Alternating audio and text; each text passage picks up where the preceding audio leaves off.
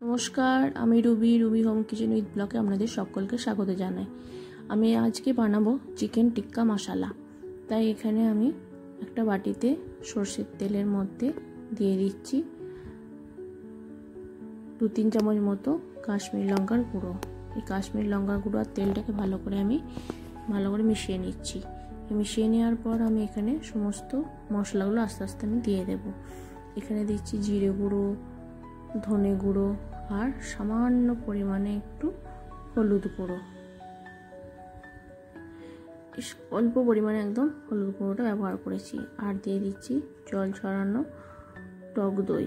এই জল ঝরানো টক দই আমি 1 কাপ এখানে ব্যবহার করব। এখানে আমি 4-5 চামচ এই চিকেন ম্যারিনেটের সময় ব্যবহার করছি। আর দিয়ে দিচ্ছি 2-3 চামচ মতো আদা আর রসুনের পেস্টটা। এবার সমস্ত মশলা আমি ভালো করে মিশিয়ে নেব। নিয়ে আমি চিকেনটাকে এর মধ্যে আমি দিয়ে দেব। এই মশলার মধ্যে আমি চিকেনটাকে দিয়ে এরপর আমি একটা পাতিলেবুর রস এই চিকেনের মধ্যে দিয়ে দেবো। আর এখানে দেবো তন্দুরি মশলা আর নুন। এখানে আমি নুন দিচ্ছি আর তন্দুরি মশলা 2 চামচ মতো ব্যবহার করেছি। নুন 2 চামচ মতো দিয়েছি। আর দেবো এখানে গোলমরিচের গুঁড়ো আর কাসুরি মেথি।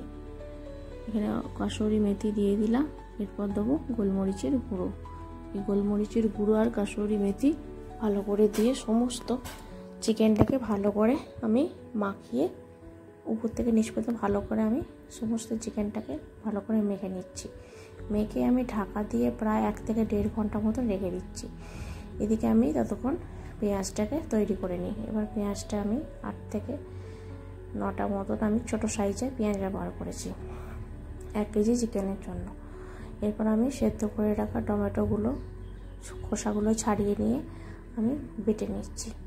এরপর আমি এই কড়াইয়ের মধ্যে আমি দিয়ে দিচ্ছি সাদা তেল আর 1 চামচ মতো বাটার। এই সাদা তেল আর বাটারটাকে ভালো করে মিশিয়ে নেওয়ার পর আমি এখানে ম্যারিনেট করা চিকেনগুলো আস্তে আস্তে সমস্ত চিকেনগুলো ভেজে নেব। এই চিকেনগুলো হাই হিটে ভেজে নেব। এবার হাই হিটে ভাজার ফলে সমস্ত চিকেনগুলো ভালোভাবে রান্না হয়, প্লাস জলটা বেরিয়ে যাবে। আমি এখানে সমস্ত চিকেনগুলোকে ভালো করে ভেজে তুলে নিচ্ছি। এইভাবে সমস্ত চিকেনগুলো ভেজে তুলে রাখলাম এবং ওই কড়াইয়ের তেলের মধ্যেই দিয়ে দিচ্ছি বাটার আর একটু পরিমাণে তেল। এই বাটার তেলটা আমি ভালো করে মিশিয়ে নিচ্ছি। নিয়ে এবার আমি দিয়ে দিচ্ছি গোটা গরম মশলা। গোটা গরম মশলা এখানে দারচিনি আর এলাচ আমি ব্যবহার করেছি। আর দিয়ে দেবো এরপর কোচানো পেঁয়াজ। এবার আমি এগুলো আস্তে আস্তে ভাজতে থাকবো। পেঁয়াজটা মোটামুটি ভেজে এলে এর মধ্যে আস্তে আস্তে মশলাগুলো ব্যবহার করব। এখানে আমি দিচ্ছি কাঁচা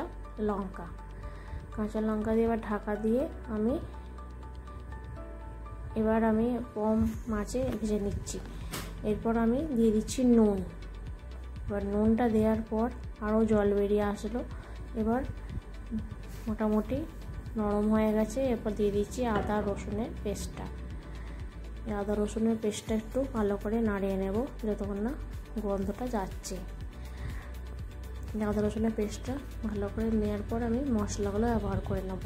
এখানে দিচ্ছি জিরে গুঁড়ো আর দেবো এবার ধনে গুঁড়ো দিয়ে দিলাম। এরপর দিচ্ছি ঝাল লঙ্কার গুঁড়ো। এটা অপশনাল, ঝাল আপনারা যদি খান অবশ্যই দেবেন। ঝাল লঙ্কার গুঁড়ো এখানে ব্যবহার করছি। আর এখানে দিয়ে দেব 1 চামচ মতো কাশ্মীরি লঙ্কার গুঁড়ো। এবার দিয়ে ভালো করে মিশিয়ে এবার আমি দিয়ে দিচ্ছি বেটে রাখা সেদ্ধ করা টমেটোগুলো। এবার ভালো করে আমি এটাকে 2-3 বার কম আঁচে ভালো করে কষিয়ে নেব। আর একটু সামান্য জল দিলাম। এগুলো দিয়ে ভালো করে নাড়তে থাকি।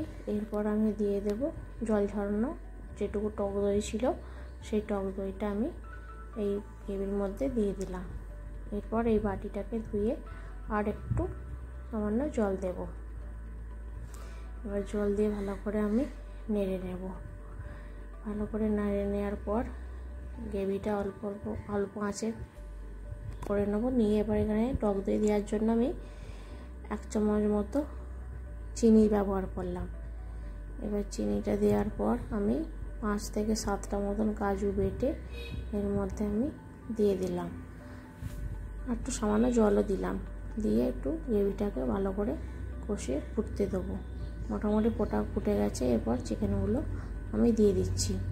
এই চিকেনগুলো দিয়ে ভালো করে 2 থেকে 3 মিনিট মতন হাই হিটে কষিয়ে নিলে মোটামুটি রেডি হয়ে যাবে। 2-3 মিনিট হাই হিটে দেওয়ার পর লো আঁচে দিয়ে দেবেন। এরপর আমি এর মধ্যে দিয়ে দেবো একটু কাসুরি মেথি। কাসুরি মেথিটা দেওয়ার পর আমি এবার নামিয়ে নেব। এই চিকেন টিক্কা মশলা এত সুন্দর গন্ধ বেরিয়েছে যে আপনারা খেয়ে দেখবেন, খুবই ভালো লাগবে। আর এটি লুচি পরোটা সঙ্গে খুবই ভালো লাগবে। এই রেসিপিটা আপনাদের জন্য রইল। যদি এই রেসিপিটা ভালো লাগে অবশ্যই লাইক, কমেন্ট, শেয়ার এবং সাবস্ক্রাইব করবেন এবং আমার পাশে থাকবেন।